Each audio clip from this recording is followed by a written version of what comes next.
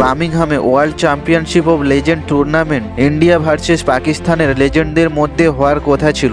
শেষ পর্যন্ত খেলাটা আর হয়ে ওঠেনি, কারণ একাধিক ভারতীয় খেলোয়াড়রা এই ম্যাচে খেলতে চাইলেন না।